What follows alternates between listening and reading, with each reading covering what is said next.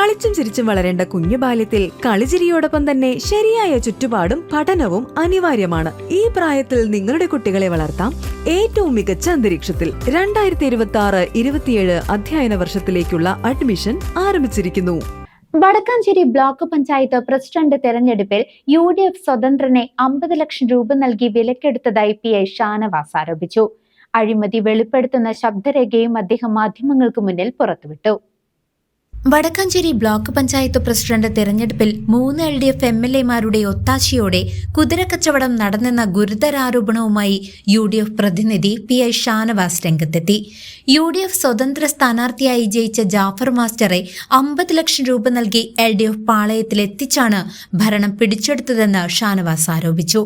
ഇതിന്റെ തെളിവായി ജാഫർ മാസ്റ്റർ സംസാരിക്കുന്ന ശബ്ദരേഖയും അദ്ദേഹം മാധ്യമങ്ങൾക്ക് മുന്നിൽ പുറത്തുവിട്ടു. ബ്ലോക്ക് പഞ്ചായത്തിലേക്ക് നടന്ന തെരഞ്ഞെടുപ്പിൽ UDF 7 LDF 7 എന്ന തരത്തിലാണ് തെരഞ്ഞെടുപ്പ് കഴിഞ്ഞപ്പോൾ സീറ്റ് നില വന്നത്. മുൻപില്ലാത്ത വിധത്തിൽ 95-ന് ശേഷം അതിശക്തമായിട്ടുള്ള തെരഞ്ഞെടുപ്പ് മത്സരത്തിൽ UDF-ന്റെ വളരെ കർമ്മശേഷിയുള്ള പ്രവർത്തകരുടെ മികവ് കൊണ്ട്, ജനാധിപത്യ വിശ്വാസികളുടെ മികവ് കൊണ്ടും 7 സീറ്റ് നേടാൻ ഞങ്ങൾക്ക് കഴിഞ്ഞു. 7 സീറ്റ് നേടിക്കഴിഞ്ഞാൽ സ്വാഭാവികമായിട്ടും ഉണ്ടാകാൻ പോകുന്നത് ഒരു നറുക്കെടുപ്പാണ്.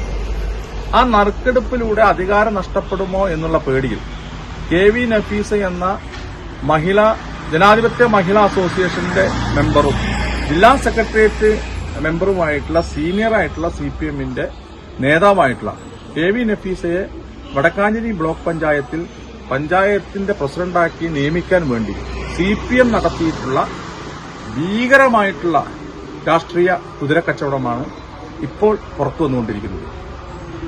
തനിക്ക് 50 ലക്ഷം രൂപ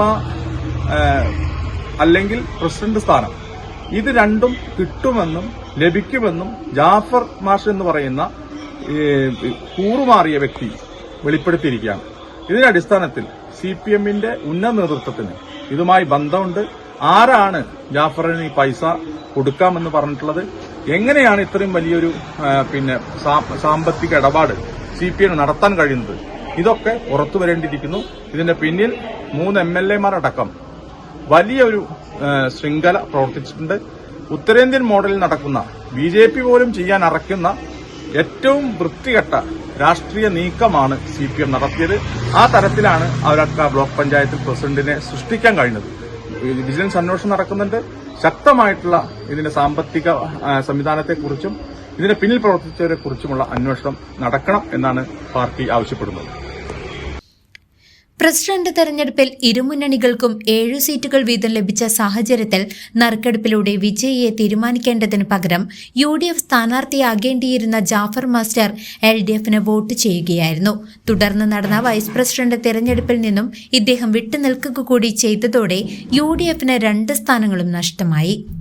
കരുവന്നൂർ ടീമും CPM-ഉം ചേർന്നാണ് ഈ ജനാധിപത്യ വിരുദ്ധ പ്രവർത്തനത്തിന് ചുക്കാൻ പിടിച്ചതെന്നും പണം വാങ്ങി വഞ്ചിച്ചവരെയും നൽകിയവരെയും നിയമത്തിന് മുന്നിൽ കൊണ്ടുവരുന്നതുവരെ പോരാട്ടം തുടരുമെന്നും ഷാനവാസ് വ്യക്തമാക്കി. News desk CCV.